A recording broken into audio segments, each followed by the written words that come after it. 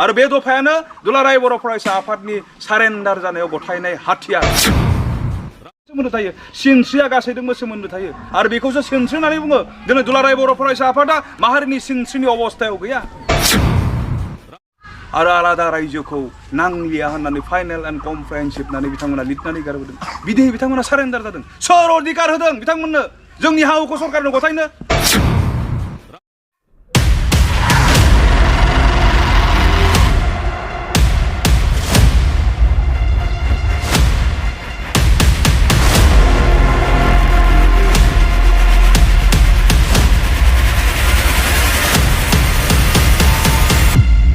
साउदिं मेलखौ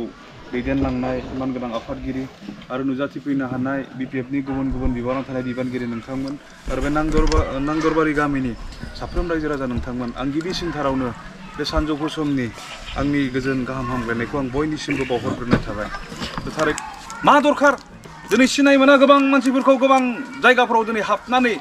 आननन सुबुंफोरा गुबुन जायगानिफ्राय फैनानै जोंनि आइजोफोरखौ दिनै थगायदों बेसेबां बालासिंसिं नोंथांमोनखौ दिनै असनमान खालामदों बेयावहाय बेबायदि प्रलबनफोरनिफ्रायबो नोंथांमोना गोजानाव था दिनै हयथ' नोंथांमोननि बे नांदरबारि गामिनिफ्राय गोबांथार सुबुंफोरा फैजोबनो हायाखै नोंथांमोना खोन्था दिनै बे मडेल कड अफ कन्डाक्ट एमसिसिआ दिनै सोलिबाय थानाय टाइमाव गभर्नमेन्टनि कुनु स्किमा इमप्लिमेन्ट जाया बे स्किमखौ दिनै कुनु मावनो हाया मोनसेबो गभर्नमेन्टनि स्किम मावजाया जेराव इलेक्सन जायो जेराव मडेल कड अफ कन्डाक्ट थायो थ' बेबायदि टाइमाव दिनै बोरै अरुणोदयनि स्किमनि फर्म राननो हाखो बे टाइमाव बोरै आइ न'नि दिनै माने प्रलबन होनो हाखो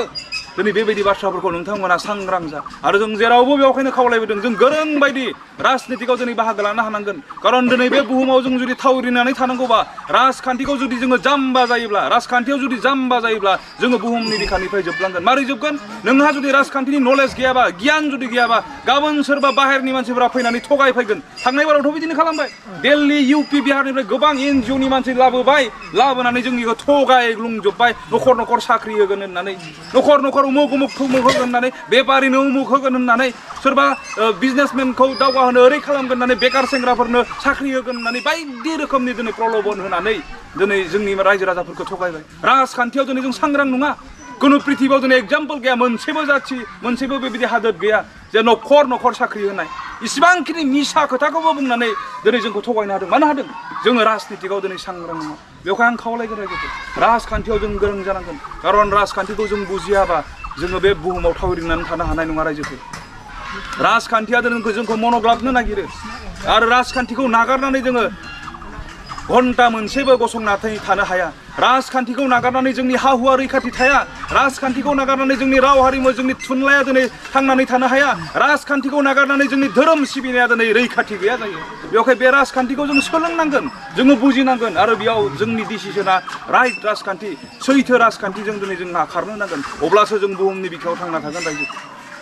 थ' बेवहाय आं नोंथांमोनखौ खावलायगोन दिनै नोंथांमोननि बे नांदरबारि गामियावबो फैनानै अरुणोदय स्किमनि नामाव बा सोरनोबा थाखा फैसा होफानानै नोंथांमोननि बेसेन गोसा भटखौ दिनै लानो नागिरदों बेयाव जुदि बे क'क्राझार लकसभा समस्तिनिफ्राय जुदि खाम्फा बरग'यारिया एमपि महरै जुदि दिल्लीयाव थाङाब्ला जोंनि गेजेराव आरो बांसिन रासिन बिपदा दिनै फैगोन मानो फैगोन जायफोरा दिनै सासनाव दङ एमपि महरै दिनै जयन्त बसुमतारी बिथाङाबो थांनो नागिरदों दिल्लीयाव एनडिएनि केन्डिडेट बिजाथि महरै बिथाङा बादायगासिनो दङ बै व्यक्तिया जुदि थाङोब्ला नोंथांमोना आं फोरमान होनो नागिरदों दिनै बिपिएफनि 17 बोसोराव जोङो रावबो होखारजायाखैमोन जोंनि हा हुआ दिनै गिनो गोनां गैयामोन दिनै प्रमद बर'नि बे 4 बोसोर सासनावनो जोंनि हा हुआ रैखाथि गैया जादों आरो बे जयन्त बसुमतारीया दिनै प्रमदनि एमपि जाहैगोन इउपिपिएल एनडिएनि बिथाङा बिजाथि बेवहाय हा सिफायग्रा मानसिफोरनिफ्राय हा सिख'ग्रा मानसिफोरनिफ्राय जुदि एमपि जायोबा जोंनि हाया रैखा जाया बे सिदा खोथा बाथ्रा बे सैथो बाथ्रा बिथांमोना दिनै हा होग्रा नङा एनडिपिनि सोमावसारनाय जारिमिनाव अदालगुरि बर्डारनिफ्राय आप टु गहपुरसिम जों हा राननानै होदों बर' रायजो राजाफोरनो हयथ' बे ओनसोलफ्रावबो गोबां जायगाफ्राव बै बाक्सायाव दाखालि मोनसे जायगा थांदोंमोन लाम बेसेबांबा गुवार हा जों रायजोनो राननानै होदों बिएलटिआबो होबोदों दिनै जों हा सिख'ग्रा नङा रायजोफोर जोङो लुभिया नङा नाथाय प्रमद बर' बिथांनि जि सरकार बे फैनाय लोगो लोगोनो दिनै जों थागिबि हारिब्लाबो जों गावनि हायाव दिनै आलाय सिलाय जादों बेवहाय बे जयन्त बसुमतारीया जुदि एमपि महरै दिल्लीयाव जुदि थांनांगौब्ला जोंनि हा हुआ रैखाथि जानाय नङा रायजोफोर आरो बिथाङा राजनितिकआव गोदानै फैनाय बे सासे एमएलएमोन थ' बिनि बेजों लोगोसे दिनै खाम्फा बरग'यारिया एमपि महरै थांनो बिपिएफनिफ्राय बिजाथि गसंदों एक्सपिरियेन्सखौ नोंथांमोना नाय BTC सोरजिग्रा सासे गोरों बेक्ति बियो लेंगुवेजाव बियो जेना हिन्दी आरो इंलिश पारफेक्ट एक्सपिरियेन्सआ बिनाव दंसै 15 बोसोर डिपुटिशिप जाबोनाय राजखान्थि गोरों जोंनि बर'नि गेजेराव सिनियर राजखान्थि होननानै बुंबा बिथांमोनानो बेबायदि गोरों राजखान्थिगिरिखौ जों जुदि दिल्लीयाव हरनो हायोब्ला बांसिन जोंहा लाब जागोन जयन्त बसुमतारीनिख्रुइ जोंहा खाम्फा बरगयारिया MP जायोबा बांसिन लाब जागोन जोंनि हारिया बासायगोन BPFनि बे 15-17 बोसोराव जोङो खुनु प्रकारे बेबायदि दुखु दाहा जायाखैमोन जोङो खारनो गोनां जायाखैमोन दिनै जोंनि हाया रैखाथि गैया जादों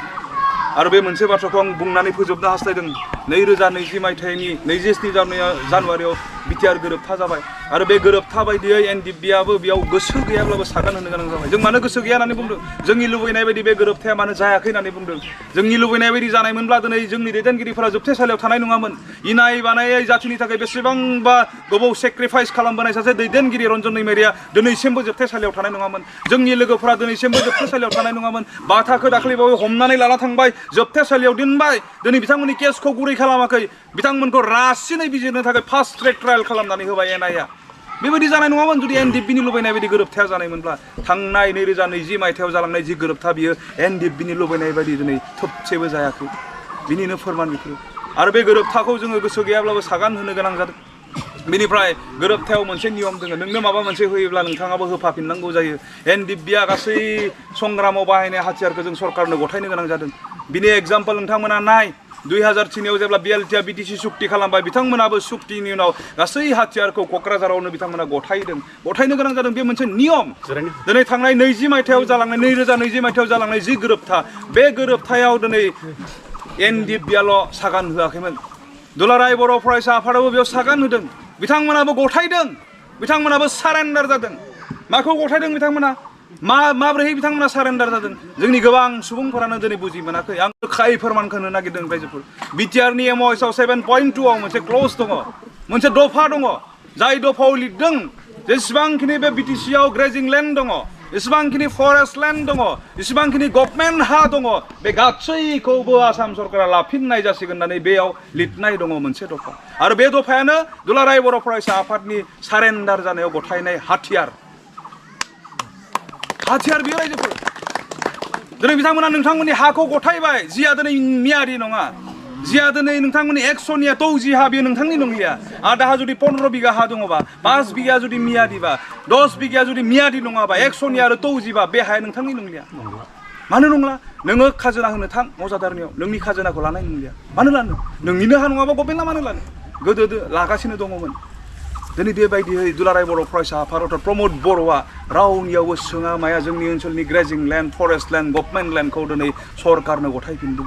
आरो आलादा रायजोखौ नांलिया होननानै फाइनेल एन्ड कमप्रेहेन्सिभ होननानै बिथांमोना लिरनानै गारबोदों बिदियै बिथांमोना सारेन्डार जादों सोर अधिकार होदों बिथांमोननो जोंनि हाखौ सरकारनो गथायनो